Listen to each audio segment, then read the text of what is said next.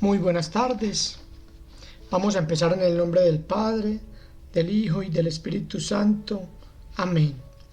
Ven Espíritu Santo, llena los corazones de tus fieles y enciende en ellos el fuego de tu amor.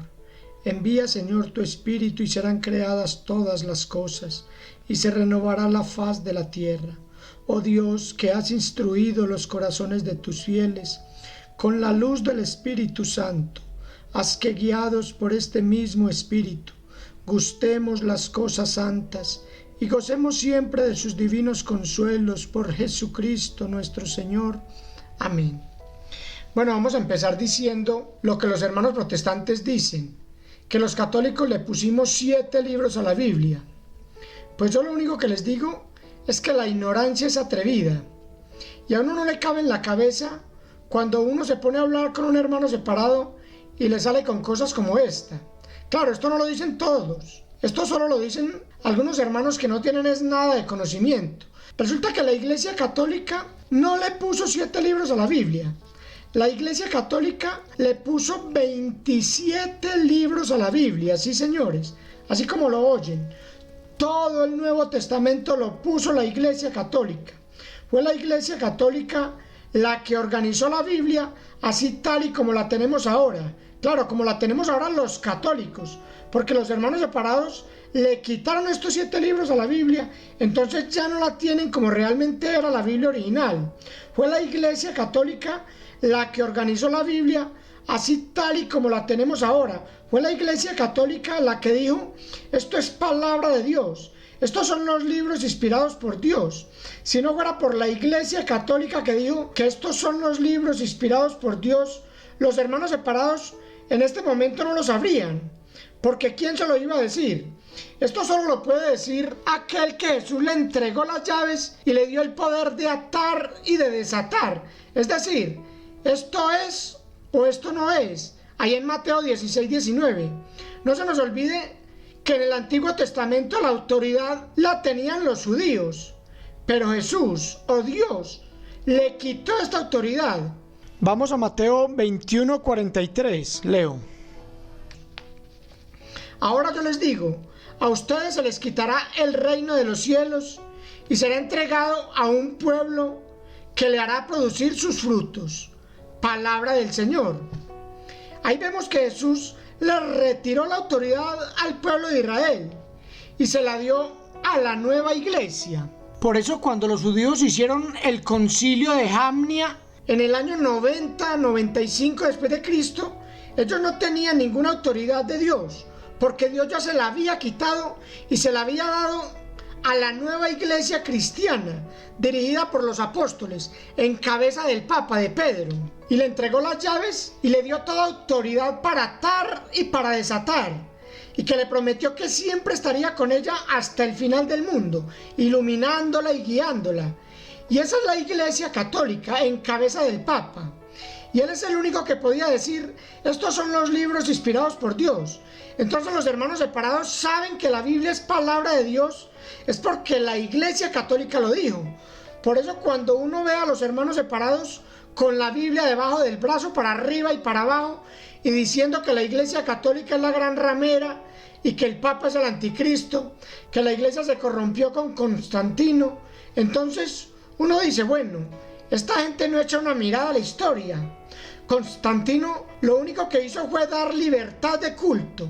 Además, Constantino era del año 313-315 y el canon bíblico fue hecho en el año 382 por el Papa San Dámaso I en el Concilio Romano, y se confirmó en el Concilio de Hipona en el año 393 y en el Concilio de Cartago, que finaliza en el año 397.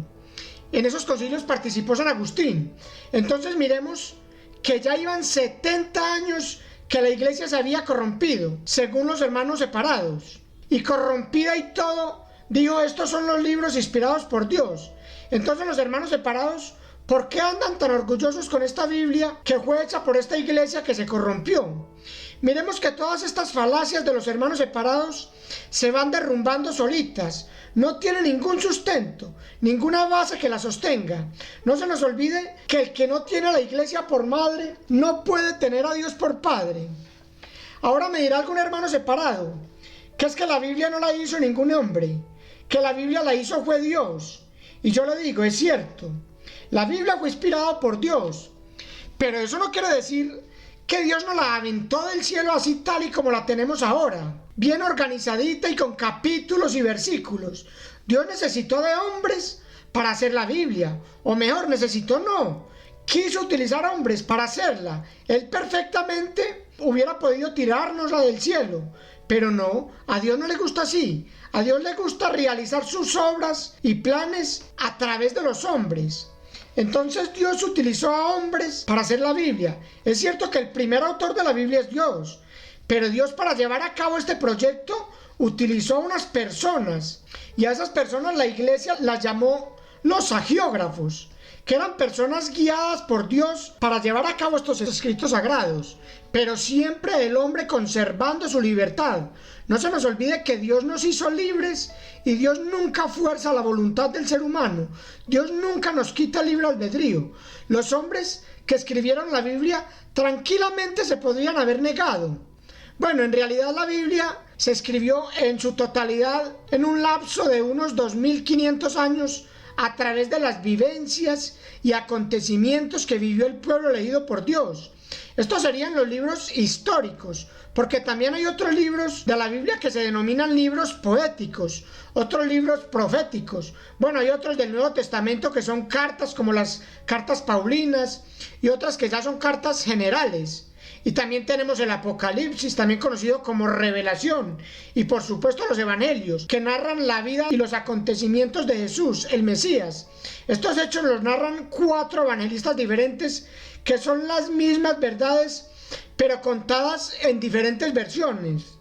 Decía que Dios nunca fuerza al hombre a nada, a diferencia de Satanás, que una noche cogió a un hombre como si fuera una máquina de escribir, y en esa noche escribió la Biblia satánica en su totalidad, a diferencia de la Biblia de nosotros los cristianos. Bueno, y también de los judíos. No se nos olvide que los judíos son nuestros hermanos mayores en la fe. Fueron ellos los que primero recibieron la revelación de Dios. Entonces decimos que la Biblia fue escrita en un periodo de más o menos unos 2500 años. Por eso la Biblia tiene tantos contextos. Por eso es que la Biblia no es de fácil interpretación, porque hay que tener en cuenta todos estos contextos y momentos históricos y costumbres de las personas que escribieron, y los tiempos en que se escribieron dichos hechos y acontecimientos. La mayor parte de la Biblia se escribió en Palestina, la tierra donde habitaba el pueblo elegido, donde vivió Jesús nuestro Señor y nació la iglesia. Algunas partes del Antiguo Testamento fueron escritos en Babilonia, donde el pueblo de Israel vivió el exilio en el siglo VI a.C. Otra parte fue escrita en Egipto, hacia donde mucha gente había emigrado después del exilio. El Nuevo Testamento tiene partes que fueron escritas en Siria, Asia Menor, Grecia y en Italia.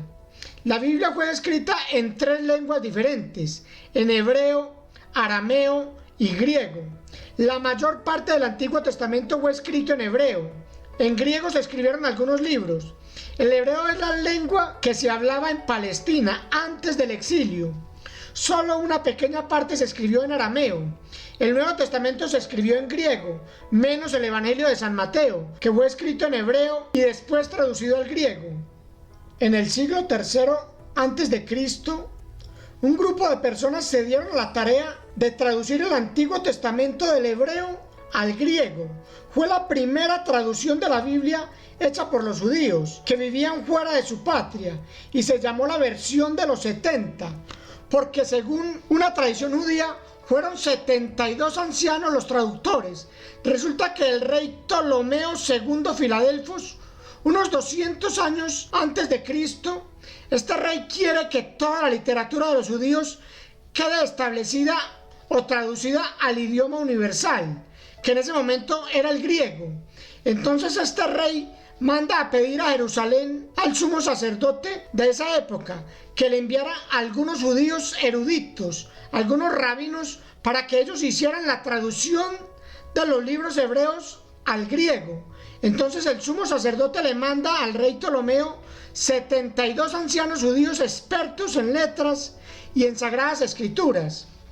Y llegan donde el rey y empiezan a escribir. Dicen que cada uno fue encerrado en celdas diferentes, cada uno por su cuenta. Al final de 72 días terminaron y fueron a presentarle al rey el trabajo que habían hecho. Y vieron que era como si uno hubiera hecho un original y los demás hubieran hecho copias de ese original. Eran exactamente iguales. Y el pueblo, maravillado con ese trabajo, se decían: ¿cómo pudo traducirse algo tan exacto, tan idéntico, si cada uno trabajaba aislado, por separado? Entonces es así como surge la traducción de la Septuaginta, o versión de los 70, como se le llama, redondeando el número de los 72 ancianos que en 72 días hicieron esta traducción. Bueno, vamos a hablar también de otros escritos o libros del siglo I que no quedaron dentro del canon como libros inspirados, pero eran libros muy queridos por los primeros cristianos. Uno de ellos es la Didache, también titulada como la enseñanza de los apóstoles. La Didache es un documento que data del año 80 de nuestra era. La iglesia tuvo una gran discusión para ver si incluía la Didache dentro del canon. Uno lee la Didache y ve que no está en contra de nada de lo que dice el Nuevo Testamento, solo que hay un pequeño problema: su autor es totalmente desconocido. De hecho, se cree que es el primer catecismo de la Iglesia Católica, porque lo que enseña es un resumen de la enseñanza de Cristo. De hecho, es el primer documento que habla en contra del aborto. Y también habla de muchas doctrinas católicas. Por ejemplo, la Didache habla de bautizar con chorritos de agua. Y así lo dice literalmente la Didache, que bautizaban con chorritos de agua. Ahí vemos que ya los cristianos del siglo I utilizaban el bautizar con chorritos de agua, a diferencia de los hermanos separados que dicen que el bautismo tiene que ser en inmersión, que tiene que ser un río, que si no es así, no es válido. Otro documento del siglo I es Transitus Mariae. El Transitus Mariae habla de la asunción de la Virgen María. Ahí vemos que los cristianos desde el siglo I ya creían en la asunción de la Virgen María al cielo, en cuerpo y alma.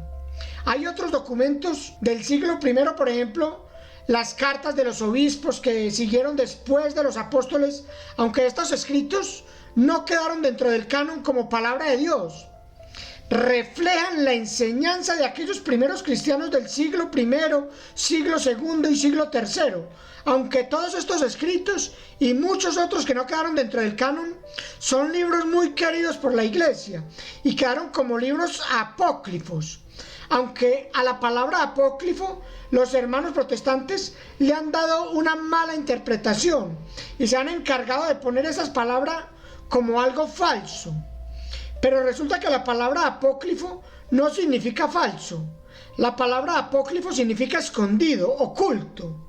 Y la palabra apócrifo se utiliza para aquellos libros que estaban reservados solamente para ciertos sabios o ciertos eruditos que tenían cierto nivel intelectual y académico, que podían leerlos y entenderlos sin ningún problema. Aunque también hay muchos de estos escritos que son falsos.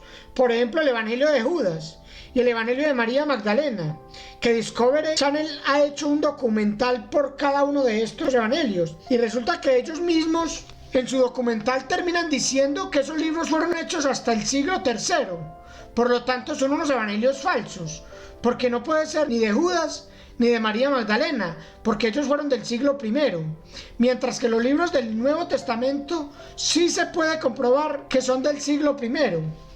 Entonces ahí es donde la iglesia ve que son libros escritos con mala intención, para desprestigiar a la iglesia de Jesucristo.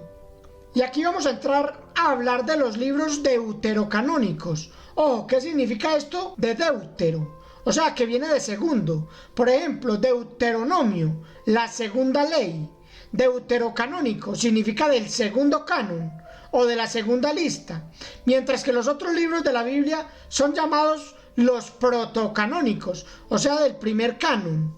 La palabra canon viene de la raíz griega que se utiliza para la palabra regla, es decir, ¿Para qué sirve una regla? Sirve para medir. Otra palabra que se puede utilizar es estándar, medida. Tenemos un estándar, tenemos una medida, tenemos una regla, tenemos un canon. O sea, esto es de aquí hasta aquí, ni más ni menos. Esa es la medida, ni más ni menos. Eso es canon. Resulta que en el siglo IV estaba pasando algo muy particular, que estaban apareciendo libros por todas partes. Y en ese entonces, cuando el canon fue declarado por el Papa San Dámaso I, habían muchos libros. Entonces el Papa mandó a recoger todos esos libros y empezaron a analizar y a estudiar esos libros. Entonces dijo, esta carta que está en Éfeso, tráiganla para acá. Esa carta de Corintios, tráiganla para acá. Ese libro que está en tal parte, tráiganlo. Ese otro evangelio que está en tal parte, tráiganlo. Y empezaron a estudiar esos libros y a analizarlos y a mirar bien esos libros. Entonces ya después de estudiar muy bien, ya empezaron este sí, este no, este sí, este sí, este no, este sí, este no, este sí, y así sucesivamente. En total seleccionaron 27 libros, que serían el Nuevo Testamento, y cogieron el Canon de Alejandría, o sea, la Septuaginta, que eran 46 libros, y los unieron. Entonces, de ahora en adelante la Biblia quedaría con 73 libros. Esa era la Biblia, la palabra de Dios, los libros inspirados. Y eso lo dijo la Iglesia Católica en el Concilio Romano, en cabeza del Papa San Dámaso I, en el año 382 después de Cristo. Así es que en este siglo el Imperio Romano había cambiado definitivamente de idioma. El griego había dejado paso al latín. Entonces el Papa San Dámaso I designó al más estudioso y capaz de los eruditos bíblicos de su tiempo, Eusebio Jerónimo, conocido simplemente como Jerónimo, o como lo conocemos nosotros hoy en nuestro tiempo, como San Jerónimo, para emprender una revisión completa de la traducción de la Biblia al latín. San Jerónimo no quería meter dentro del canon los libros deuterocanónicos, basándose en el Concilio de Jamnia, o conocido como el Canon de Palestina. Este canon palestinense fue hecho en el año 90 después de Cristo. Los judíos, cuando vieron que los cristianos se habían apropiado tanto del canon de Alejandría o Septuaginta, empezaron a rechazar esta versión del Antiguo Testamento. Pero además resulta que ya en el año 90 ya han transcurrido alrededor de 60 años donde los cristianos han estado evangelizando, algunos ya han empezado a escribir. Y ya mucha gente del siglo I consideraban aquella escritura como palabra de Dios, la consideraban como revelación divina. Jesús había enseñado era de este canon. Por ejemplo, cuando Jesús dice allá en Lucas capítulo 4, versículo 17 al 19, leo: y le pasaron el libro del profeta Isaías. Jesús desenrolló el libro y encontró el pasaje donde estaba escrito: el Espíritu del Señor está sobre mí.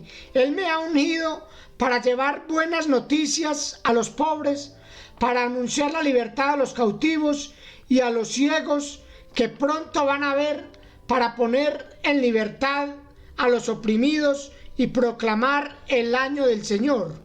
Palabra del Señor.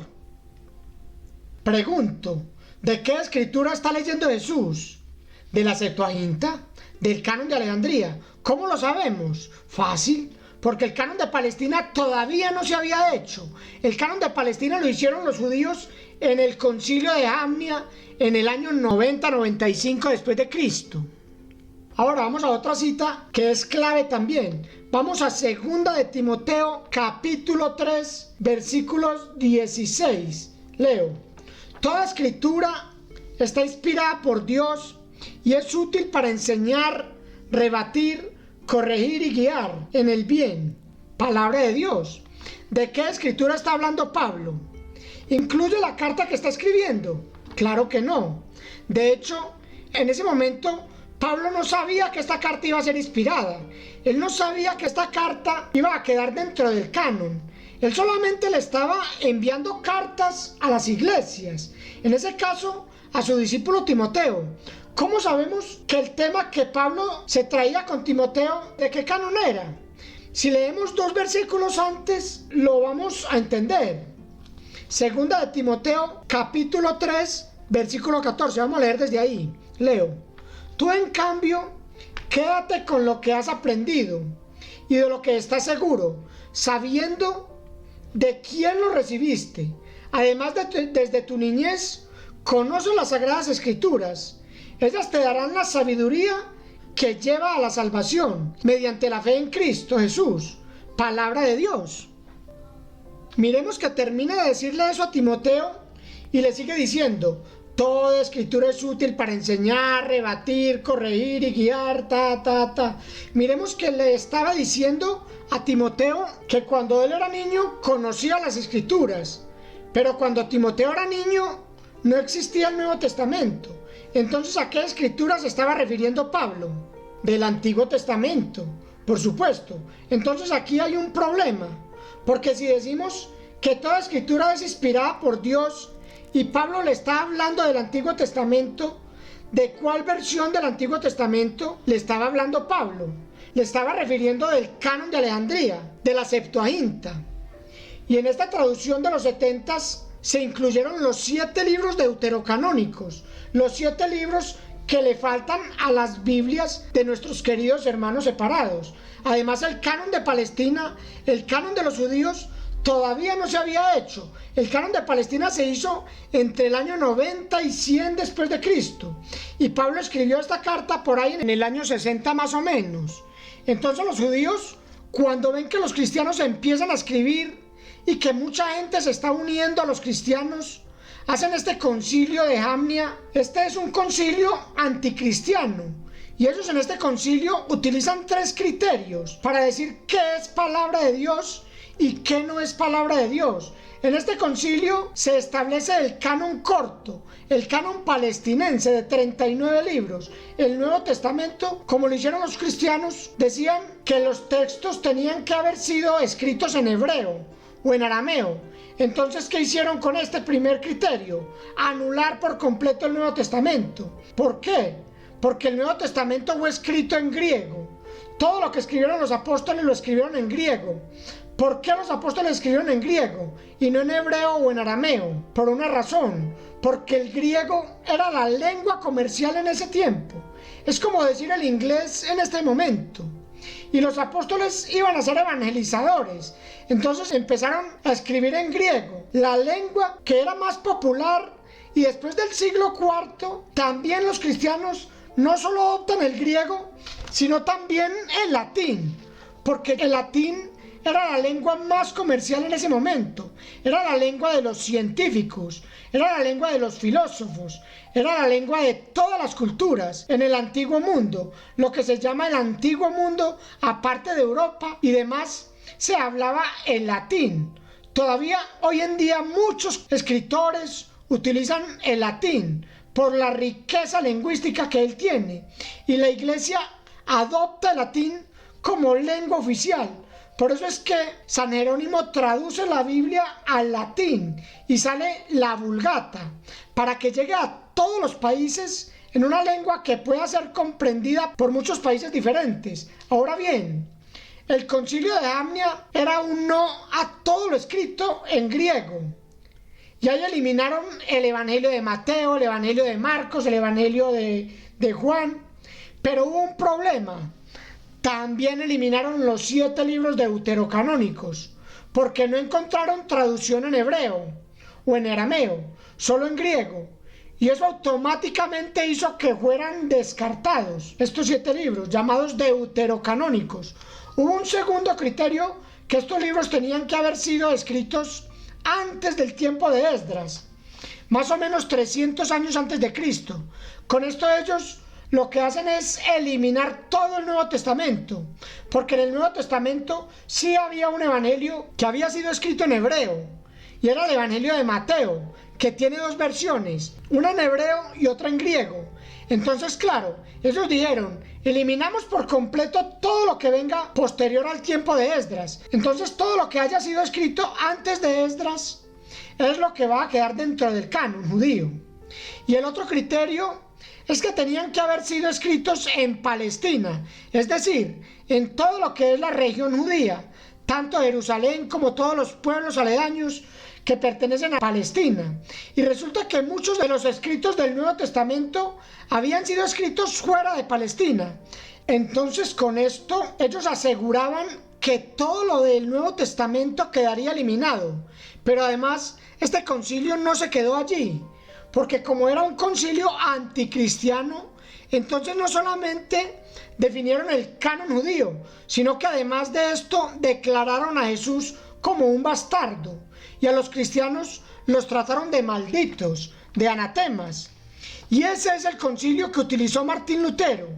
Ya partiendo de esta premisa, sabemos que hay un grave error.